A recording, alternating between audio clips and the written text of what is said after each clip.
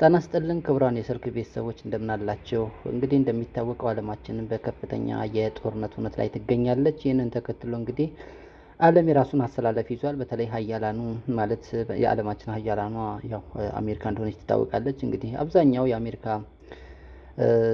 አንጃ ግራንጃ ሆኖ እየተከተለ ይገኛል። ነገር ግን ይህ ጦርነት አሜሪካኖችም ሆኑ እስራኤላውያን እንዳሰቡት መሪዎችን በመቀንጠስ ብቻ የሚያቆም አልሆነም። እንደውም የጦርነት አውድማው እየሰፋ ዓለምን ጭምር ወደ ቀውስ እየመራ በጦርነቱ ከተጀመረ እንግዲህ 5 ቀናት ናቸው የሆኑት። በእነዚህ 5 ቀናት ውስጥ በጣም ከፍተኛ የሆነ ቀውስ በዓለም ላይ ተፈጥሯል።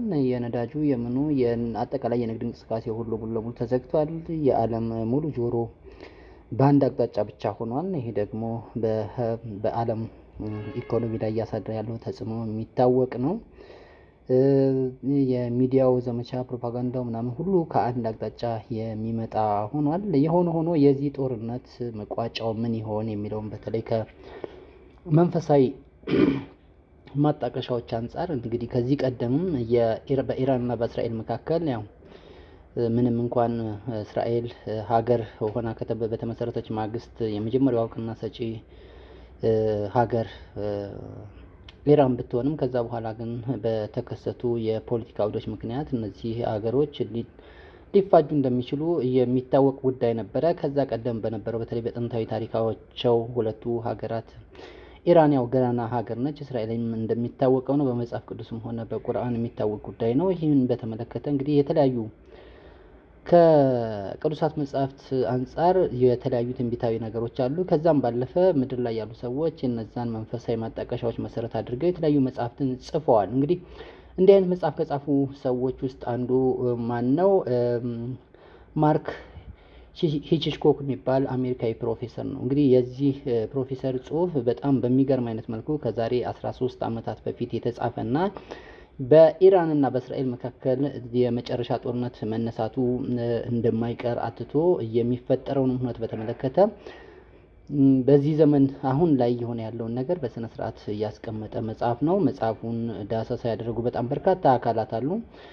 እስቲ አንድ የዳሰሳ ጽሁፍ አለ። እሱ በተመለከተ ጽሁፉን የጻፈው አሳፍ የሚባል ያው በተደጋጋሚ እንዲህ አይነት ጽሁፎችን የሚጽፍ ወንድማችን ነው። እንግዲህ እንዲህ አይነት ነገሮችን ስናቀርብ በአንድ በኩል የመረጃውን ተደራሽነት ብቻ ነው መሰረት አድርገን የምንሰራው ማለት ነው። ሰርክል እንደዚህ አይነት ጉዳዮችን ማለት ከመረጃው አስፈላጊነት አንጻር ለግለሰቦች መድረስ አለበት፣ ለሰዎች መድረስ አለበት የተባለው እና አስተማሪ የሆነው ወይም ደግሞ የሆነ የእውቀት ብልጭታን የሚጥል ነገር ሁሉ ከየትኛውም ቦታ ላይ አምጥታና ምንጭ ጠቅሳ ልታቀርብላችሁ ትችላለች። በራሷም የተለያዩ ስራዎችን ትሰራለች። የሆነ ሆኖ እንግዲህ የኢራንና እስራኤልን መጨረሻ ምንድን ነው የሚለውን በተመለከተ ከዚህ መጽሐፍ ላይ የተቀነጨቡ ሀሳቦችን በተመለከተ ሀሳብ ሰፋ አድርጎ አስቀምጦታልና እሱን እንደሚከተለው አቀርብላችኋለሁ ማለት ነው። እንግዲህ የኢራንና እስራኤል መጨረሻ ምንድን ነው የሚለውን በተመለከተ ቀደም ሲል የጠቀስኩላችሁ ጸሐፊ አለ። የመጽሐፉ ደራሲ ማርክ ሂችኮክ የሚባል አሜሪካዊ ነው። በዳላስ የሚኖር የመንፈሳዊ ትምህርት ዶክተር ተመራማሪና ደራሲ ፕሮፌሰር ነው።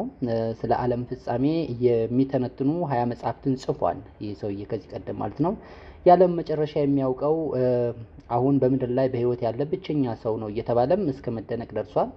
በዚህ መጽሐፉ ስለ ኢራንና እስራኤል በቅዱስ መጽሐፍ የተነገሩ ትንቢቶችን ግልጽልጽ እያደረገ ከጂኦግራፊ፣ ከታሪክ፣ ከሚሊተሪ፣ ከኢኮኖሚና ከሃይማኖት አንጻር እየመረመረ ትርጉማቸውን ይነግረናል። ኢራን በቅዱስ መጽሐፍ ፐርሺያ ተብላ የምትገለጽ ጥንታዊት ልዕለ ኃያል ሀገር እንደሆነችም አይክድም ደራሲው። ከክርስቶስ ልደት በፊት ከ331 ዓመተ ዓለም ቀደም ብሎ በነበሩ 200 ዓመታት መላውን ዓለም በኃይሏ ስታስገብር በብቸኝነት የገዛችው ፐርሺያ ወይም የአሁኗ ኢራን መሆኗን ከታሪክና ከመጽሐፍ ቅዱስ ማስረጃዎችን እየጠቀሰ ያስረዳናል። ልክ በመጽሐፍ ቅዱስ በትንቢተ ኢሳይያስ እንደተተነበየው ግን ፐርሺያ በግሪኮች ተወግታ ከልዕለ ኃያልነቷ ተፈነገለች። ቀስ በቀስም ከታሪክ መዝገብ እየተፋቀች በ4ኛው መቶ ክፍለ ዘመን በኋላ የሮማ ኤምፓየር ስም ሲገን የኢራን ስም ወደ 2ኛ ዲቪዥን የሰፈር ተደባዳቢነትና ወደ ዝቅ ወዳለ ደረጃ ወረደች። እንግዲህ ይህ የዓለም ፍጻሜ ነጋሪ ፕሮፌሰር አሁን በኢራንና በእስራኤል መካከል የሚነሳ መካከለኛው ምስራቅን ብቻ ሳይሆን መላውን ዓለም የሚነጥ አንድ እጅግ አደገኛ ጦርነት እንደሚቀሰቀስ በመተንበይ የጻፈው የዛሬ 13 ዓመት ነው።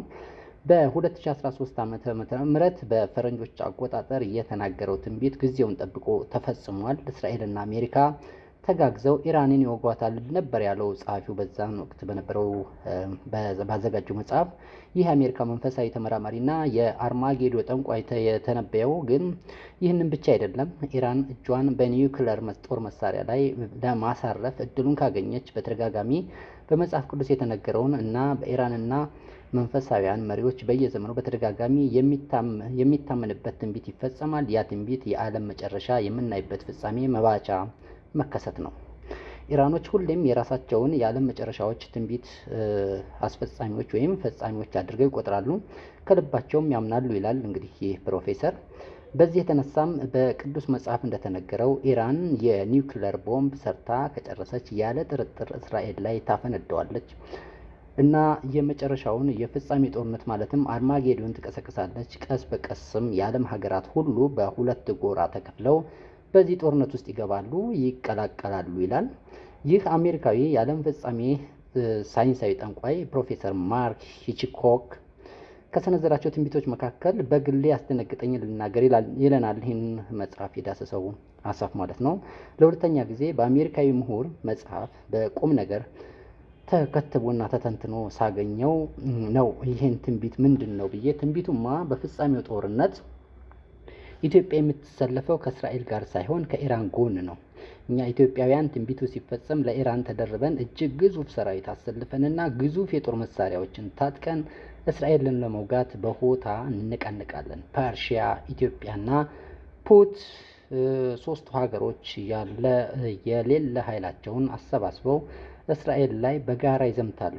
የእስራኤልም ከተሞች በሚደርስባቸው ፍንዳታ የተነሳ በእሳት እንደ ገሃነመ ነሐስ ይቀጠቀጣሉ። ግድግዳዎችም ይደረማመሳሉ። እስራኤላውያን እንደ ገለባ ይሆናሉ፣ የተረፉት ይበተናሉ። ይህ የእስራኤል አስከፊ አወዳደቅ የሚቆየው ግን ለተወሰነ ጊዜ ነው። ከዚያስ ትንቢተ ዳንኤል ምዕራፍ 7ና ትንቢተ ሕዝቅኤልን ምዕራፍ 38ና 39ን ተመልከት። ይህ የአሜሪካ ጠንቋይ ፕሮፌሰር ለእነዚህ የመጽሐፍ ቅዱስ የዓለም ፍጻሜ ትንቢቶች ለየብቻቸው ምዕራፍ ሰጥቷቸዋል። እና ደግሞ ምን ይላል? በመጽሐፍ ቅዱስ ውስጥ ወደ 1000 የሚሆኑ ትንቢቶች አስቀድመው ተነግረዋል። ከነዚህ ውስጥም ግማሾቹ ወደ 500 የሚደርሱት ያለምንም መዛነፍ እያንዳንዱ ነጥብ ትንቢት ሳይቀር ቃል በቃል ተፈጽሟል እና የቀሩት 500ዎቹ ቃል በቃል እንደሚፈጸሙ ቅንጣት ጥርጣሬ እንዳይኖረን እያለ ይመክረናል። እንግዲህ ደራሲ ማለት ነው። ይቅርታ። በዳንኤልና በኢሳይያስ ትንቢቶች መሰረት እስራኤልን የሚረዳ እና ከኢራንና ከኢትዮጵያውያን መንጋጋ የሚያላቅቃት አንድ ታላቅ ኃይል ከሮማ ይነሳል። ለ2 ዓመታትም ከእስራኤል ጎን ቆሞ እነ ኢራንን በኃይልና በብርታት ይዋጋል እና በፈጣሪ ትንቢት መሰረት ቃሉ ይፈጽም ዘንድ በእሳት አንፍሮ ወደ አመድነት ይቀይራቸዋል። እያንዳንዱም ትንቢተ ሕዝቅኤል ላይ እስራኤል ከዚህ ድል በኋላ የረገፉትን ጠላቶቿን አስከሬን ከየወዳደቁበት ሰብስባ ለመቅበር 7 ወር ሙሉ ይፈጅባታል ይላል። ከዚያ ደግሞ ለቀጣዮቹ 7 ዓመታት የእስራኤል ሕዝብና መሪዎቹ ያርሳሉ።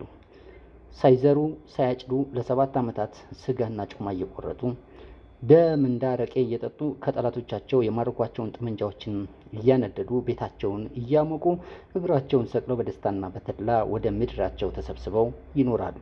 የአምላክና ታላቅነትም ያያሉ። ከዛ ግን ዓለም ሁሉ ትናወጣለች፣ ምድርም በቀውስ ትሞላለች። ወንድሞች በወንድሞች ላይ ይነሳሉ፣ ሰዎች እርስ በርሳቸው ይጣላሉ፣ ይዋጋሉ፣ ይጨርሳሉ። ጥበብን ማስተዋል አፈር ድሜ ትግጣለች እና የመጨረሻውን የፍርድ ቀን መድረስ የሚያበስረው መለከት ነፊ አንድ እድር ነጋሪ ጥሩምባ እየነፋ ይመጣል። የሰው ልጅ የዓለምን ፍጻሜና የታላቁን አምላክ ለፍርድ መምጣት ሊያውጅ ወደ ምድር የሚመጣ ነው። ፕሮፌሰር ማርክ ሂችኮክን ይህንን ሁሉ የትንቢት መዓት ከቅዱስ መጽሐፍ እያጣቀሰና ከምድሪቱ ፖለቲካና ታሪክ ጋር እያዛነቀ ከተረከ በኋላ አንድ ግልጽ የማይሆን እና የሚያጠራጥር ነገር ሌሎች ብዙዎች በሕዝቅኤልና በዳንኤል ትንቢት በስም ሲጠቀስ ሀገሬ አሜሪካ ግን በስም አልተጠቀሰችም። ሀገር አሜሪካ ይቅርታ። እና የአሜሪካ ዕጣ ፈንታ ምን ሊሆን ይችላል እያለ ይጨነቃል። መልሱንም ከሁለት ነገሮች አንዱ ነው የሚፈጠር በማለት ያቀርባል። አንድም ነቢያቱ አሜሪካን በፍጻሜ ጦርነት ትንቢታቸው አንድም ቦታ በስም ያልጠቀሷት አሜሪካ ከፍጻሜ ጦርነት በፊት ምናልባትም በኒውክለር ውጊያ ከምድረ ገጽ ጠፍታ የተረሳች ሀገር ስለምትሆን ይሆናል። ምናልባትም የአሜሪካ ፍጻሜ ሳይታይ ከምድሪቱ የምትሰናበት ጊዜያዊ ልዕለ ኃያል ነች። ሁለትም ምናልባት ግን በዓለም ፍጻሜ ከሮማ ምድር በመነሳት ከእስራኤል ጎን ተሰልፎ ይዋጋና ያድናታል ተብሎ የተጻፈለት የአርማጌዶ ባለድር ምናልባትም አሜሪካ ብትሆንስ ይላል። አሜሪካውያንና መሪዎቹ በአብዛኛው ከአውሮፓ ምድር ፈልሰው የመጡ መሆናቸውን ስናጤን ዓለም የፍጻሜ ጦርነት ከተቀሰቀሰም ያለ ጥርጥር አሜሪካውያን የሚሰለፉት በሃይማኖትም፣ በጂኦግራፊም፣ በታሪክም፣ በኢኮኖሚም ከማይመስሏቸውና ከማይመርጧቸው ከእስያ፣ ከአፍሪካና ከመካከለኛው ምስራቆች ጋር ሳይሆን ከአውሮፓውያንና ሜዲትራኒያን ጋር እንደሚሆን ጥርጥር የለውም።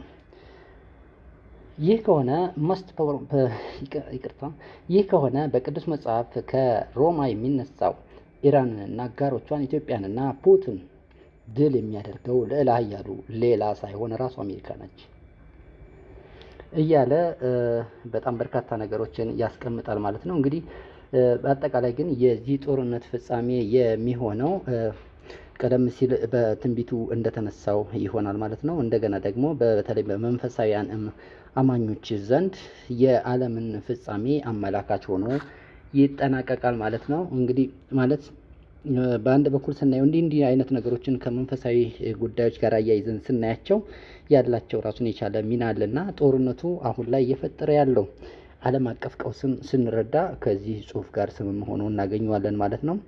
በተለይ ብዙዎች በተለይ ኢትዮጵያውያን አሁን በዘፈቀደ የሚመሩ አንዳንዶች ከእስራኤል ጎን ሆነው ሌሎቹ ደግሞ ከኢራን ጎን ሆነው ልክ እንደ ኳስ ደጋፊ የደረሰውን ጥቃት በማመዛዘን ለምሳሌ አሜሪካ ይህን ያህል ታርጌት ታርጋ ወይም እስራኤል ይህን ያህል ታርጌት ታርጋ ይህን ያህል መታች፣ ኢራንም በበኩሉ እንደዚሁ አይነት አጸፋ ምላሽ መለሰች እየተባለ በደስታ የሚዘሉ አንደኛው እንትን ሲል ሌላኛው እንትን የሚልበት አይነት ሁኔታ